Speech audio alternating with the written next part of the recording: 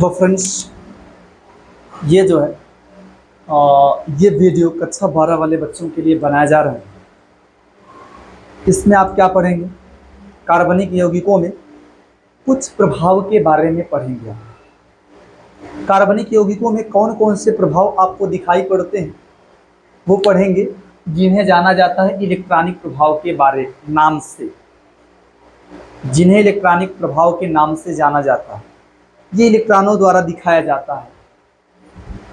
ठीक है, जो इलेक्ट्रॉनिक प्रभाव है जो कि कार्बनिक यौगिकों में दिखाई देता है, दो प्रकार का होता है। कौन कौन सा? एक होता है स्थायी प्रभाव और एक होता है अस्थायी प्रभाव। स्थायी प्रभाव का मतलब जब भी कार्बनिक यौगिक दिखेगा उसमें वो प्रभाव नजर आएंगे। जब भी कार्बनिक यौगिक दिखेगा उसमें वो प्रभाव नजर आएंगे। अस्थायी प्रभाव जो होता है ये अभिकर्मक की उपस्थिति में दिखाई देता है। कार्बनिक यौगिक हैं और उसके साथ में अभिकर्मक भी रहेगा, तब ये प्रभाव दिखाई देता है कुछ क्षणों के लिए, और जैसे ही अभिकर्मक खत्म हो जाता है यह प्रभाव भी खत्म हो जाता है। तो पहले इसकी चर्चा किया जाए कि जो स्थायी प्रभाव है कितने प्रकार का होता है। जो स्थायी प्रभाव है वो तीन प्रकार का पढ़ते हैं आप। कौन कौन सा? एक है प्रेरणिक प्रभाव, एक है अनुनाद प्रभाव या मिसोमेरिक प्रभाव। इसी में आप पढ़ेंगे अनुनाद के बारे में, अनुनाद प्रभाव या मिसोमेरिक प्रभाव, और इसी में क्या पढ़ेंगे आप? अनुनाद के बारे में। और इसके बाद क्या है आपका? अतिसंयुग्मन। ये तीनों जो है कौन से प्रभाव हैं? स्थायी। और इलेक्ट्रोमेरिक प्रभाव, ये कौन सा प्रभाव है? अस्थायी। और दिखाई कब देता है? जब यौगिकों में पाई बॉन्ड आ जाए तो उसमें दिखाई देता है, हमेशा के लिए नहीं। पाई बॉन्ड हो और साथ में अभिकर्मक भी आए हो तो उस केस में ये प्रभाव दिखाई देता है। आइए हम बात करते हैं स्थायी प्रभाव में। सबसे पहला हेडिंग प्रेरणिक प्रभाव। पहले ये जान लीजिए आप, मैं इसे समझा दे रहा हूं, फिर वही बहुत शॉर्ट में लिखाऊंगा। जानते हैं प्रेरणिक प्रभाव कब दिखाई देता है? प्रेरणिक प्रभाव दिखाई देता है सिंगल बॉन्ड में। सिंगल बॉन्ड में, सिग्मा बॉन्ड में। चलो मैं बोल रहा हूं, जैसे ए और बी ये दोनों के बीच सिंगल बॉन्ड है। दो परमाणुओं के बीच में यदि सिंगल बॉन्ड पाया जाए उसमें इस प्रभाव के दिखने का चांस होता है कब? यदि जिन दो परमाणुओं के बीच में सिग्मा बॉन्ड या सिंगल बॉन्ड पाया गया है वो दोनों ही परमाणु अलग अलग विद्युत ऋणात्मकता वाले हों। जब दो तत्व जिनकी विद्युत ऋणात्मकता अलग अलग हो उनके बीच में सिग्मा बॉन्ड या सिंगल बॉन्ड पाया जाता है तो उसमें ये प्रभाव दिखाई देता है। और इस प्रभाव में होता क्या है? इस प्रभाव में होता क्या है कि जो साझेदारी वाले इलेक्ट्रॉन है, जिस तत्व की विद्युत ऋणात्मकता ज्यादा होती है, या ऐसा कहें कि जो तत्व अधिक विद्युत ऋणी होता है, दो तत्वों के बीच सिंगल बॉन्ड पाया जाए और दोनों तत्वों की इलेक्ट्रोनिगेटिविटी विद्युत ऋणात्मकता अलग अलग हो, उस केस में ये प्रभाव दिखाई देगा। और इस प्रभाव में होगा क्या कि जो साझेदारी वाले इलेक्ट्रॉन युग्म है वो अधिक विद्युत ऋणी परमाणु की ओर आकर्षित हो जाते हैं। इससे होता क्या है, उस पर थोड़ा सा माइनस आता है, पार्शियल माइनस, और जहां से इलेक्ट्रॉन गया है वहां क्या आएगा? Partial plus. जहां इलेक्ट्रॉन गया है, कहां गया है? अधिक विद्युत ऋणी परमाणु या तत्व की ओर, वहां आएगा partial negative charge, partial minus. और जहां से गया है, जिस तत्व की ओर से गया है उस तत्व पे आएगा पार्शियल पॉजिटिव चार्ज। तो यही है पार्शियल पॉजिटिव चार्ज। आप ऐसा कह सकते हैं कि ये सिग्मा बॉन्ड था, अभी तक ध्रुवित नहीं था। ध्रुवित का मतलब वही कि पॉजिटिव निगेटिव में ब्रेक नहीं था, लेकिन जब इलेक्ट्रॉन का ट्रांसफर हुआ, मान लीजिए मैं मानता हूं कि बी की इलेक्ट्रोनिगेटिविटी ज़्यादा है, तो उस केस में क्या होगा, जो इलेक्ट्रॉन होगा बी की ओर आकर्षित हो जाएगा और बी पर आएगा पार्शियल। पार्शियल को ऐसे दिखाते हैं आंशिक, ये पार्शियल का चिन्ह, इसको बोलते हैं आंशिक। थोड़ा सा इस पर आएगा पार्शियल निगेटिव, अगर बी ज़्यादा इलेक्ट्रोनिगेटिव हुआ तो, और इस पर आएगा पार्शियल पॉजिटिव। तो सिग्मा बॉन्ड का ध्रुवित हो जाना, इसी घटना को या इसी प्रभाव को आप क्या बोल देते हैं, प्रेरणिक प्रभाव। इस सिग्मा बॉन्ड कैसा हो गया है, पॉजिटिव निगेटिव चार्जेस में ब्रेक हो गया है। इस घटना को मैं दिखा रहा हूं, जैसे मान लो जैसे आपका कार्बन है, कार्बन के साथ में एक्स जुड़ा है, कार्बन के साथ में क्या जुड़ा है, एक्स। क्या घटना हो, जो एक्स है ये हैलोजन है, और आपको पता होना चाहिए कि हैलोजन की इलेक्ट्रोनिगेटिविटी ज़्यादा होती है, तो इलेक्ट्रॉन का ट्रांसफर इसकी तरफ हो जाएगा। इलेक्ट्रॉन इन दोनों के बीच में नहीं रहेंगे, इसकी तरफ थोड़ा जोड़ो, दोनों इलेक्ट्रॉन, जोड़ो वाले इलेक्ट्रॉन, जोड़ो वाले इलेक्ट्रॉन, इलेक्ट्रॉन युग्म उसकी तरफ आकर्षित हो जाएगा। इससे पूरी तरीके से मतलब वो लेके अलग नहीं होता है, हल्का सा उसकी तरफ जाता है। तो जब हल्का सा उसकी तरफ जाता है तो वहाँ आता है हल्का सा नेगेटिव और यहाँ आता है हल्का सा पॉजिटिव। ये घटना हुई, और इसी घटना को आप क्या बोलते हैं, प्रेरणिक प्रभाव, कि प्लस माइनस में ब्रेक हो जाए। जानते हैं क्या है, इस कार्बन पे आ गया प्लस। आपकी जानकारी के लिए बता दूं, आपसे अगर कभी पूछा जाए कि कार्बन है और एक बार कार्बन प्लस है, कार्बन है कार्बन प्लस है, और एक बार कार्बन माइनस है, ये तीनों मतलब कार्बन तो है तीनों में, लेकिन इस पे यहाँ कोई चार्ज नहीं है, यहाँ प्लस है यहाँ माइनस है। तो अगर किसी परमाणु पे प्लस आ जाए, उसकी इलेक्ट्रोनिगेटिविटी उसी परमाणु का जो उदासीन कह सकते हैं ना, उदासीन अवस्था है, उसी परमाणु की उदासीन अवस्था है, उससे अधिक होगा। कब, यदि किसी परमाणु पे प्लस आया,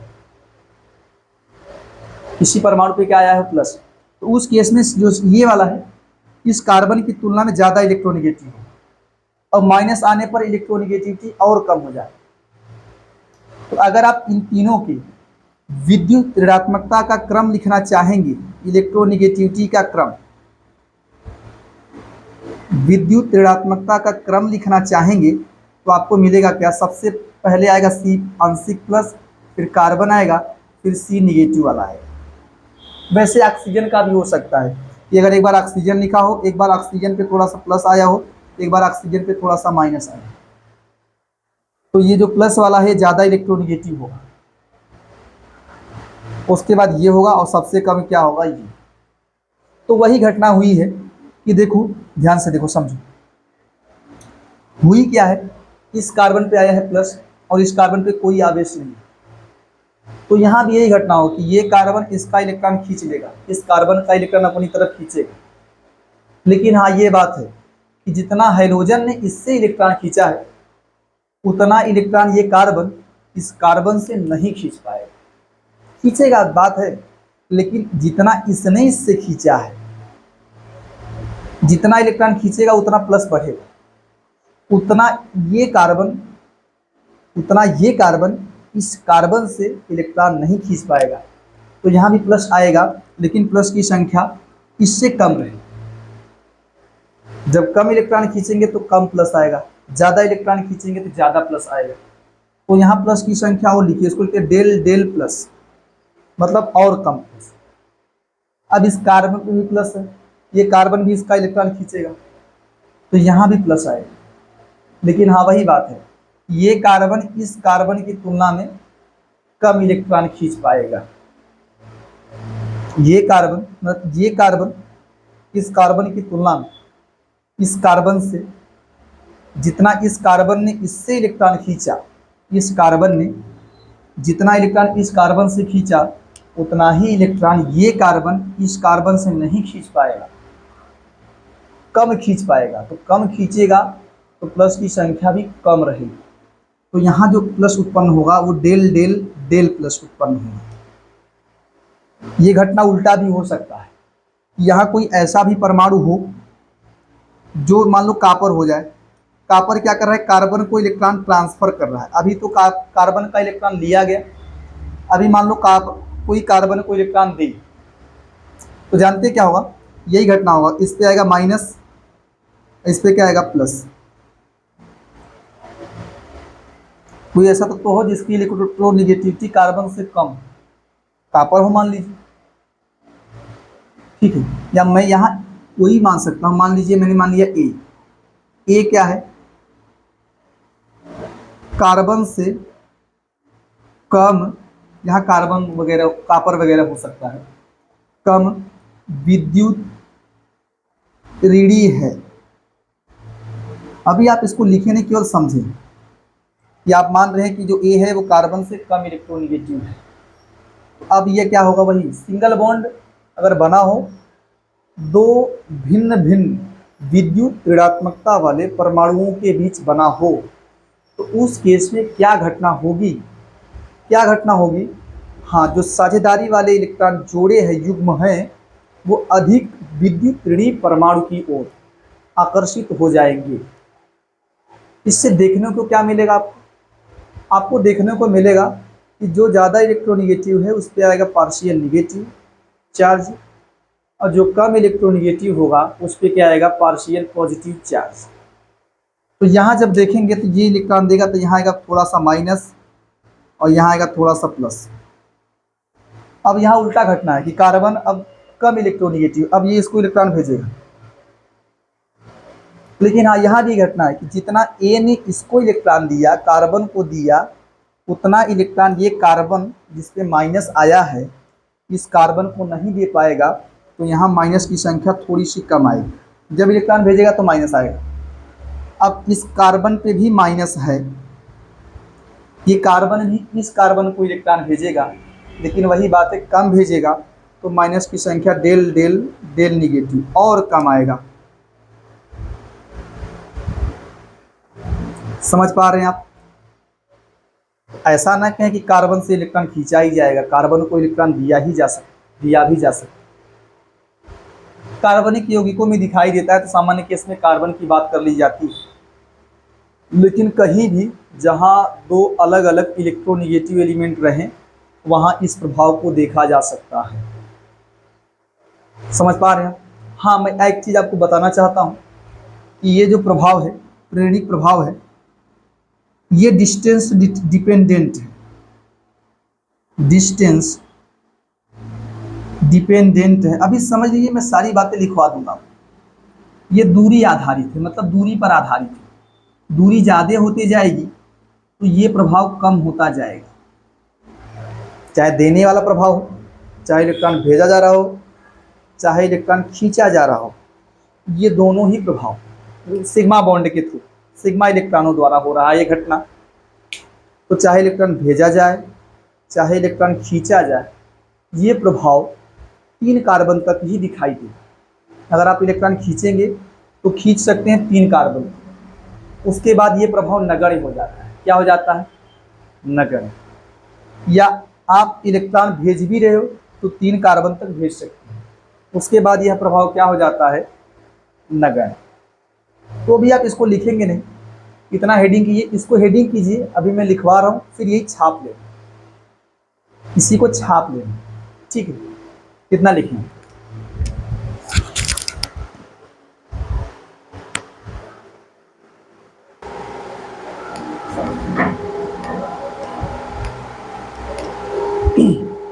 देखिए ध्यान से, ये बताया गया प्रेरणिक प्रभाव का डिफिनेशन दिखाया गया आपको। प्रेरणिक प्रभाव का परिभाषा क्या है एक बार पढ़ लेते हैं। बता रहा है सिग्मा बॉन्ड के इलेक्ट्रॉनों का, इस सिग्मा बॉन्ड में जो इलेक्ट्रॉन पाए गए हैं या जाएंगे, उनका जो है अधिक विद्युत ऋणी परमाणु की ओर आंशिक रूप से थोड़ा सा जाएगा और जाएगा स्थायी रूप से। जब भी सिग्मा बॉन्ड दिखे और दो तत्व जिनकी इलेक्ट्रोनेगेटिव अलग अलग मिल जाए, वहाँ ये प्रभाव दिखना शुरू हो जाता है। अर्थात उसमें जो है इलेक्ट्रॉनों का ट्रांसफ़र कहाँ होना शुरू हो जाता है, अधिक विद्युत ऋणी तत्व या परमाणु की ओर। तो यही घटना हो रही है, यही लिखा आपने कि सिग्मा इलेक्ट्रॉनों का या सिग्मा बॉन्ड के इलेक्ट्रॉनों का अधिक विद्युत ऋणी तत्व की ओर आंशिक और स्थायी स्थानांतरण, थोड़ा सा ही जाएगा लेकिन परमानेंटली जाएगा, ठीक है। इस आंशिक एवं स्थायी स्थानांतरण ऋणिक प्रभाव कहलाता है। इसको कैपिटल आई से दिखाते हैं, इंडक्टिव इफेक्ट। इसको आप देख सकते हैं, ठीक है, कि इसमें जो है ये इलेक्ट्रॉन खींच रहा है, कार्बन की इससे इलेक्ट्रॉन खींच रहा है तो इस पर प्लस आएगा। अब ये कार्बन इससे इलेक्ट्रॉन खींचेगा लेकिन थोड़ा कम खींच पाएगा, तो यहाँ प्लस की संख्या थोड़ा कम रहेगी, डेल डेल डेल प्लस। अब ये कार्बन इस कार्बन से इलेक्ट्रॉन खींचेगा तो यहाँ प्लस की संख्या और कम आएगी, डेल डेल डेल प्लस। यहाँ क्या है, आप मान लीजिए अगर कोई ऐसा तत्व हो जो कार्बन को इलेक्ट्रॉन भेजने की क्षमता रखता हो, जैसे कॉपर वगैरह आ गए, जो इलेक्ट्रॉन को कार्बन की ओर भेजने की क्षमता रखता हो, तो वो कार्बन को इलेक्ट्रॉन भेजेगा तो कार्बन पे आएगा माइनस। अब ये माइनस इसको माइनस ट्रांसफ़र करेगा, लेकिन हाँ, जितना इसने इसको माइनस दिया है, इलेक्ट्रॉन दिया है, उतना इलेक्ट्रॉन ये कार्बन इस कार्बन को नहीं दे पाएगा, तो यहाँ माइनस की संख्या कम आएगी। ठीक वही हाल यहाँ पे भी है, इस कार्बन को ये कार्बन उतना निगेटिव चार्ज ट्रांसफ़र नहीं कर पाएगा, ठीक है। तो आपको बताया जा चुका है, तो यहाँ माइनस की संख्या और कम आएगी। आपको ये बताया जा चुका है कि ये प्रभाव डिस्टेंस डिपेंडेंट होता है, डिस्टेंस डिपेंडेंट होता है, दूरी पर आधारित होता है। दूरी बढ़ने के साथ घटता चला जाता है और 3 कार्बन के बाद यह प्रभाव नगण्य हो जाता है। हाँ, इस प्रभाव में मान लीजिए 2 परमाणु है, मैं ए और बी मान दे रहा हूँ। अगर ए ने बी को इलेक्ट्रॉन दिया तो आप इसको ऐसे तीर की निशान से दिखा सकते हैं कि जहाँ से इलेक्ट्रॉन जहाँ जा रहा है, ऐसा दिखा सकते हैं। अगर मान लीजिए बी ने ए को इलेक्ट्रॉन दिया तो आप इसको ऐसा दिखा दीजिए। ये सब हैं, ठीक है। तो यही बताया जा रहा है कि प्रेरणिक प्रभाव की विशेषताएं क्या हैं। यह प्रभाव सिग्मा बॉन्ड में विद्युत ऋणात्मकता की डिफरेंस की वजह से उत्पन्न होता है, सिग्मा बॉन्ड में उत्पन्न होगा, और तत्वों की विद्युत ऋणात्मकता में डिफरेंस की वजह से। अगली बात क्या है, यह केवल सिग्मा इलेक्ट्रॉनों द्वारा ही संचालित होता है, उनके द्वारा ही प्रदर्शित किया जाता है। अगला क्या है, यह दूरी पर आधारित प्रभाव है और दूरी बढ़ने के साथ घटता चला जाता है। 3 कार्बन के बाद यह प्रभाव क्या हो जाता है, नगण्य। इस प्रभाव को मैंने बताया इस या इस प्रकार के तीर के निशान के द्वारा दिखाया जा सकता है। ये तीर का निशान दिखा रहा है कि कहाँ से इलेक्ट्रॉन किधर जा रहा है, या ऐसा बोलें, इस तीर का निशान जानते कहाँ होगा, ऐसा अगर हो रहा है तो कहाँ होगा, लेस कम विद्युत ऋणात्मकता वाले तत्व से अधिक विद्युत ऋणात्मकता वाले तत्व की ओर, ऐसा भी कह सकते हैं। या नॉर्मली से कहो कि जब इलेक्ट्रॉन का ट्रांसफ़र सिग्मा बॉन्ड में हो रहा हो तो जहाँ से जहाँ की ओर होता है, ए से बी की ओर हो रहा है तो आप इस बॉन्ड को ए से बी की ओर दिखाइए, या बी से ए की ओर जा रहा है तो बी से ए की ओर दिखाइए, ऐसे। अगला क्या, यह एक योगात्मक गुण है, यौगिकों में ऐड हो जाता है, ये प्रॉपर्टी ऐड हो जाती है। यौगिक रहेगा तो उसमें ये प्रॉपर्टी ऐड हो जाएगी अपने आप। और कौन सा यौगिक, जिसमें जो है तत्वों 2 अलग अलग तत्व जिनकी इलेक्ट्रोनिगेटिविटी अलग अलग है, सिग्मा बॉन्ड के द्वारा जुड़े हुए हैं, हों उनमें। अच्छा देखो, इस प्रभाव में आवेशों का पृथक्करण होता है, आवेश अलग अलग दिखाई देते हैं सिग्मा बॉन्ड में। और ये देखो बता रहा है कि प्रेरणिक प्रभाव अध्रुवीय यौगिकों में दिखाई नहीं देता। मान लीजिए कोई ऐसे यौगिक हो, जैसे मान लीजिए कार्बन ही कार्बन, 2 ऐसे यौगिक हों समान, ऐसा बोले ना, ऐसे यौगिक हों जिनमें 2 समान तत्वों के बीच सिग्मा बॉन्ड पाया गया हो, तो उसमें इलेक्ट्रॉन ना तो इस कार्बन की ओर जाएगा ना तो इस कार्बन की ओर जाएगा, तो ऐसे यौगिकों को आप क्या बोल सकते हैं, अध्रुवीय यौगिक। जब कभी समान प्रकार के परमाणुओं के बीच में सिग्मा बॉन्ड पाया जाता है तो ऐसे यौगिकों को आप क्या बोलते हैं, अध्रुवीय यौगिक। तो उसमें ये चांस कहाँ दिखेगा, कहाँ इलेक्ट्रॉन किसकी तरफ जाएगा। यही बताया जा रहा है कि यह जो प्रभाव है अध्रुवीय यौगिकों या अध्रुवीय अणुओं में प्रदर्शित नहीं होता है। कितना आप फटाफट लिखें। इसके बाद आपको पढ़ाया जाएगा प्रेरणिक प्रभाव के बारे में। ठीक है, लिखिए आप।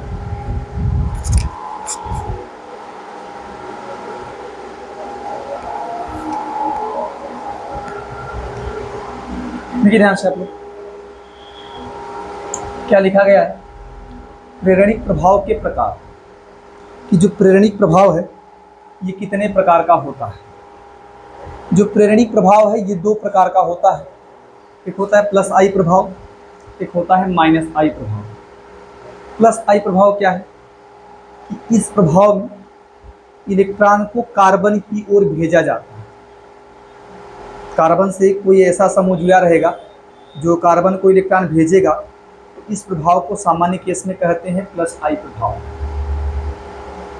और माइनस आई प्रभाव क्या है, इस प्रभाव में कार्बन से ऐसे ग्रुप जुड़े रहेंगे या परमाणु जुड़े रहेंगे जो इलेक्ट्रॉन को कार्बन से अपनी ओर खींचते हैं। प्लस आई प्रभाव में क्या होता है कि इलेक्ट्रॉन को कार्बन की ओर भेजा जाता है और इलेक्ट्रॉन को भेजने वाले कुछ ऐसे समूह हैं जो कि इलेक्ट्रॉन को भेजते हैं।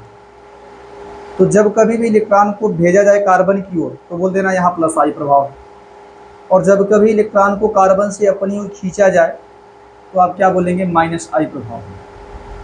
ठीक है, और कौन खींचेगा भाई, जो कार्बन से ज़्यादा इलेक्ट्रोनिगेटिव होगा। सामान्य नियम यही होता है। अच्छा देख लें आप क्या लिखा गया है। लिखा गया है प्लस आई प्रभाव माइनस आई प्रभाव।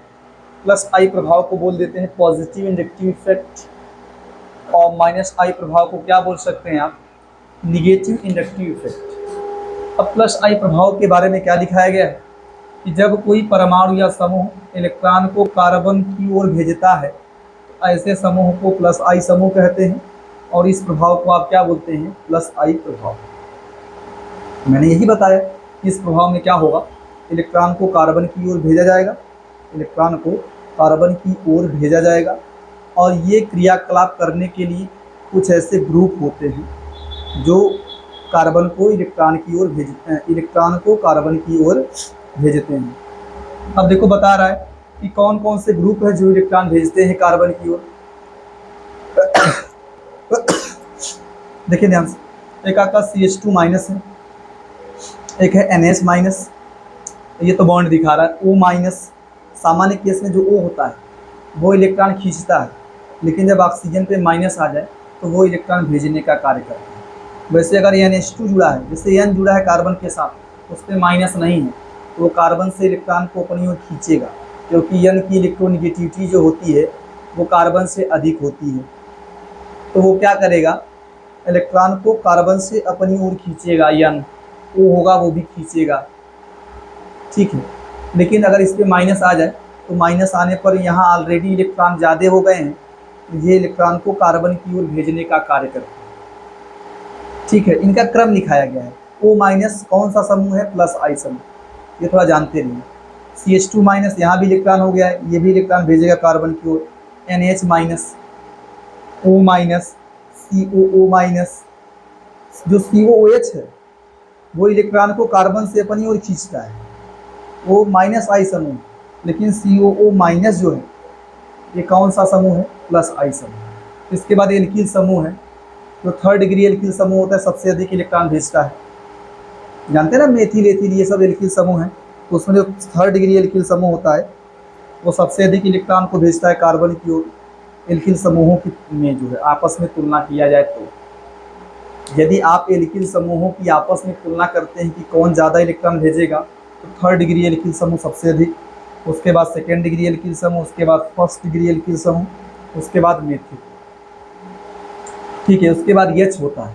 लेकिन यहाँ कुछ नोट पॉइंट लिखाया गया, अगर समस्थानिक हो, जैसे H1 H2 H3 आ जाए तो H1 को H कह सकते हैं, H2 को ड्यूटीरियम कहा जाता है, ड्यूटीरियम T से दिखाते हैं, H3 को ट्राइटियम कहा जाता है, T से दिखाते हैं। वही बता रहा है, अगर समस्थानिकों का प्लस आई प्रभाव देखना हो तो देख लो, द्रव्यमान संख्या बढ़ रही है, उनका द्रव्यमान संख्या बढ़ेगा तो उनका प्लस आई प्रभाव बढ़ेगा।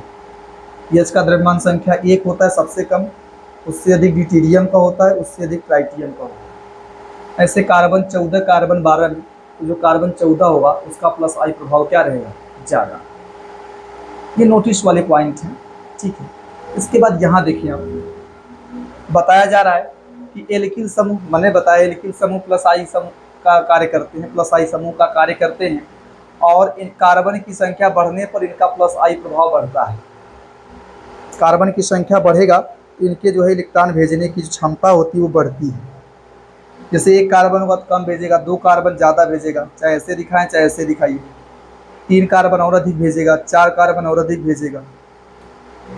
मान लीजिए कभी ऐसी घटना हो जाए, कार्बन की संख्या बढ़ेगी तो इलेक्ट्रॉन भेजने का क्षमता जो है, इलेक्ट्रॉन भेजने वाला प्रभाव जो है वो बढ़ेगा।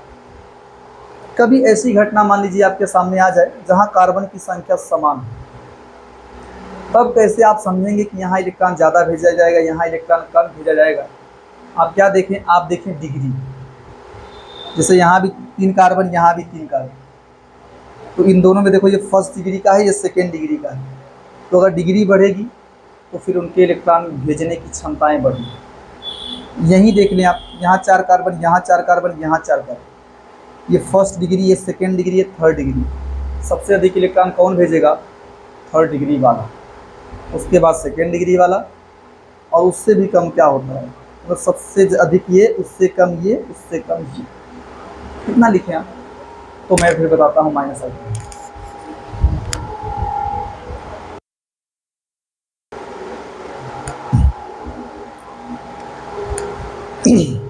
देखिए ध्यान से, ये है माइनस आई प्रभाव। मैंने आपको बताया हुआ है कि इस प्रभाव में क्या होता है, इस प्रभाव में इलेक्ट्रॉन को कार्बन से दूर खींचा जाता है, ठीक है। अब देखो ये बताया जा रहा है कि ऐसा कार्य करने वाले कुछ ऐसे ग्रुप हैं जो कि क्या करते हैं, हाँ, इलेक्ट्रॉन को कार्बन से दूर अपनी ओर खींचते हैं, कार्बन से दूर अर्थात अपनी ओर खींचते हैं। ये कौन से ग्रुप हैं, इनका क्रम लिखाया गया कि कौन ज़्यादा खींचेगा, खींचेंगे सभी, और इनमें इसका क्रम लिखाया गया कि कौन ज़्यादा खींचेगा। NF3 सबसे अधिक, उसके बाद NR3 पॉजिटिव चार्ज यहाँ भी है, SR2 positive charge, NH3 plus, NO2, SO3H, CN है, और CHO है, COOH है। मैंने बताया था आपको COOH कौन सा ग्रुप है, माइनस आई ग्रुप है।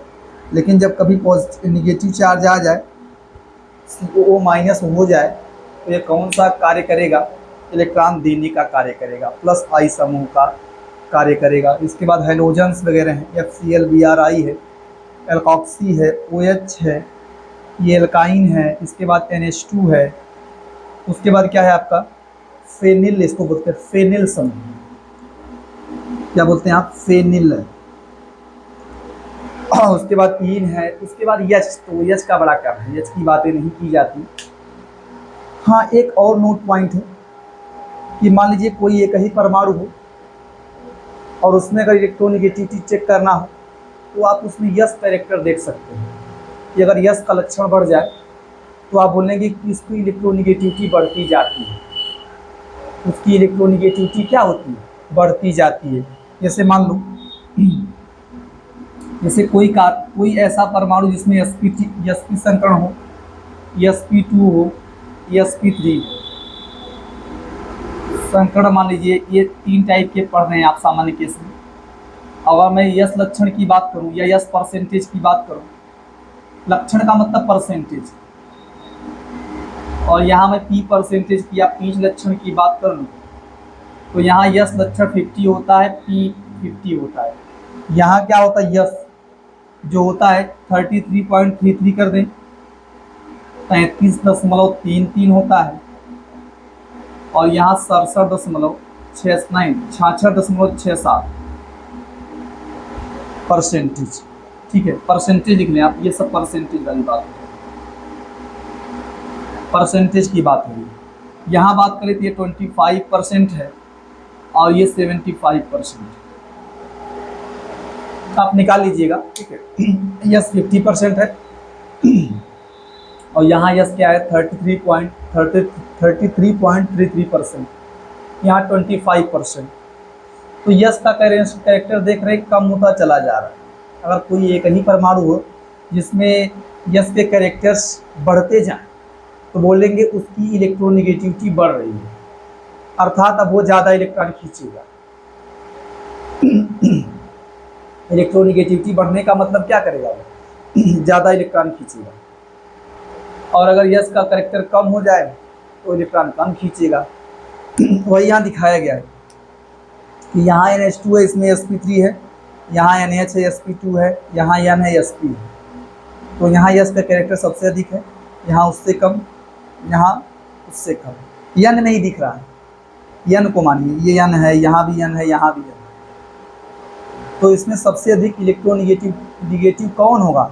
वो आपका sp वाला N होगा, क्योंकि यस कैरेक्टर ज़्यादा है।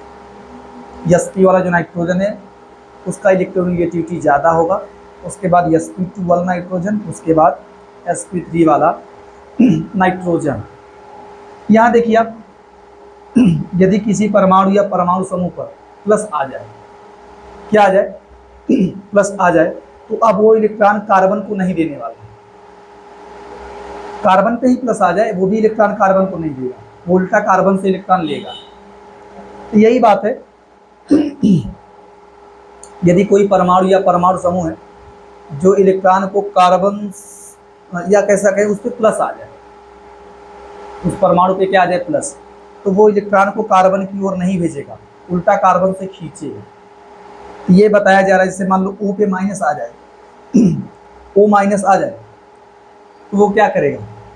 वो इलेक्ट्रॉन को कार्बन से जो है ना, O पे माइनस आ जाए तो वो इलेक्ट्रॉन को कार्बन की ओर भेजेगा, माइनस आने पर भेजेगा। और अगर ऑक्सीजन अब वैसे ही लिखा है, OH लिखा है, OR लिखा है, तो उस केस में ऑक्सीजन खींचेगा, क्योंकि ऑक्सीजन कार्बन की तुलना में क्या होता है? ज़्यादा इलेक्ट्रोनेगेटिव। लेकिन प्लस आने पर और भी खतरनाक हो जाता है। कोई परमाणु पे अगर प्लस आ जाए तो उसकी इलेक्ट्रॉन खींचने की क्षमता है और ख़तरनाक हो जाती है।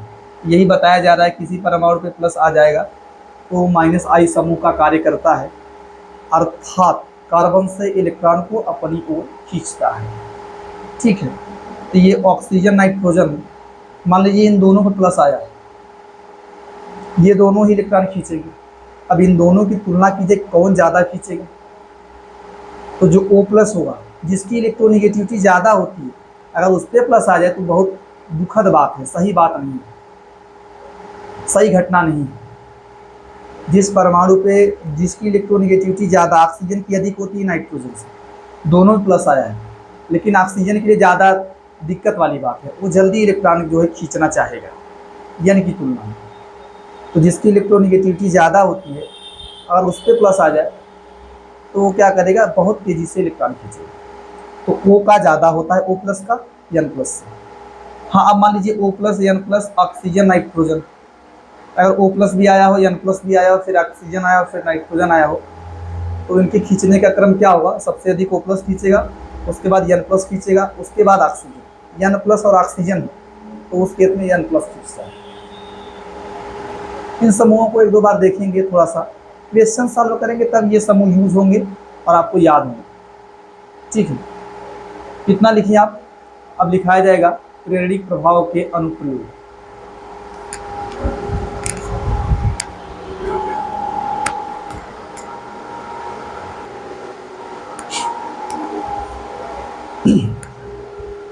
ध्यान दीजिए आप, ये है प्रेरणिक प्रभाव का पहला अनुप्रयोग।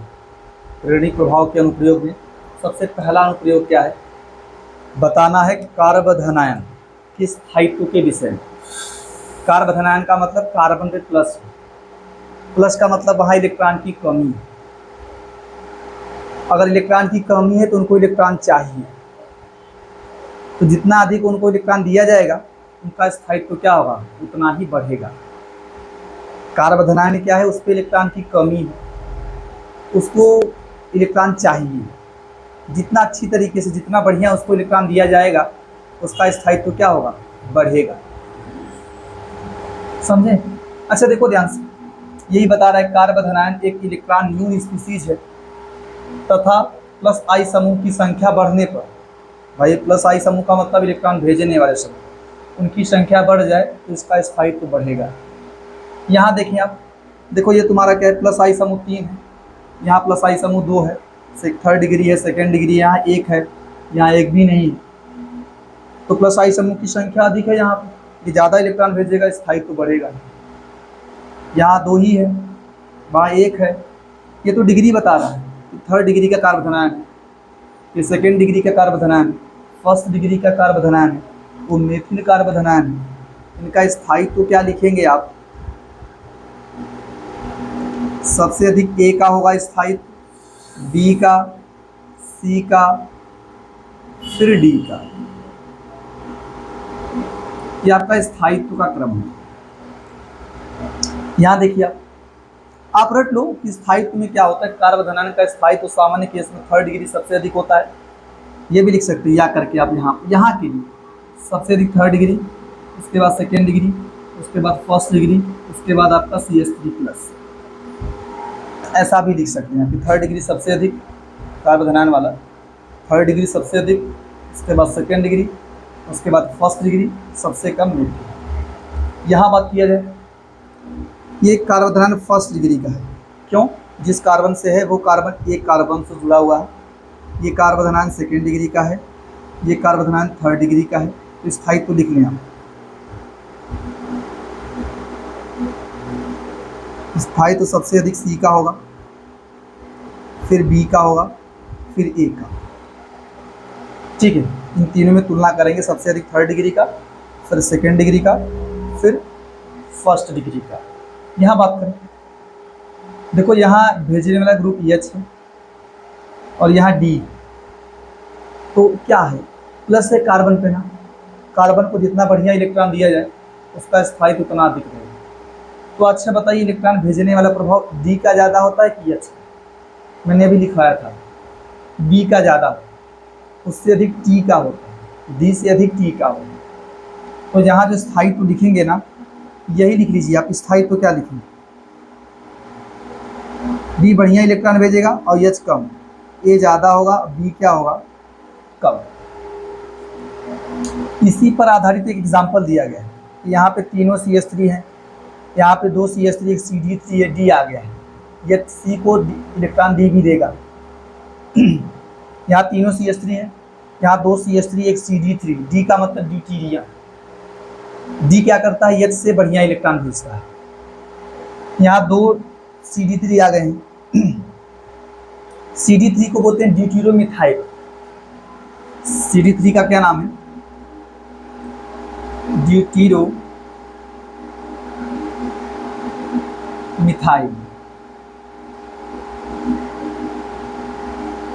नॉर्मली इसको मिथाइल बोलेंगे, उसको ड्यूटीरोमिथाइल या मेथिल जो भी कहें, YL, METHYL।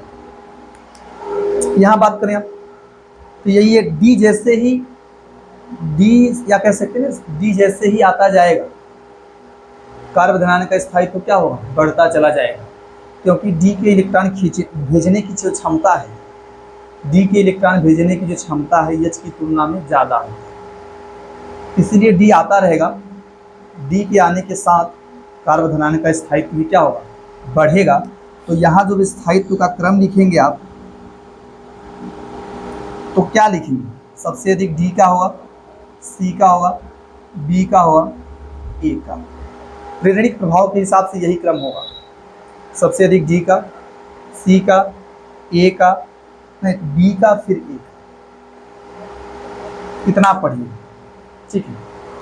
अपने पढ़ाए कार्बोधनायन का स्थायित्व ज्ञात करने के लिए प्रेरणिक प्रभाव का क्या योगदान है। इसके बाद आप अगले वीडियो में पढ़ेंगे ना, हाँ, मुक्त मूलकों के स्थायित्व ज्ञात करने में, एल्कीनों का स्थायित्व ज्ञात करने में, एल्कीन नहीं, मुक्त मूलकों का स्थायित्व ज्ञात करने में, कार्बोरेडायन का स्थायित्व ज्ञात करने में, एल्कीन से कार्बोरेडायन का स्थायित्व ज्ञात करने में, और एल्कोहलों और कार्बोक्सिलिक अम्लों की अम्लता वगैरह ज्ञात करने में इस प्रभाव का यूज होता है। तो आज आपने बहुत ज़्यादा पढ़ लिया, ठीक है, बहुत ज़्यादा पढ़ लिया आपने। आप इसको घर पर रिवाइज कीजिए पहले, इसके बाद आपसे मुलाकात होगी अगले वीडियो में, जहाँ किसकी चर्चाएं होंगी, मुक्त मूलकों का स्थायित्व के विषय में कार्बेरान के स्थायित्व के विषय में, एल्कोहलों और कार्बोक्सिलिक अम्लों की अम्लता के विषय में। आज इतना ही।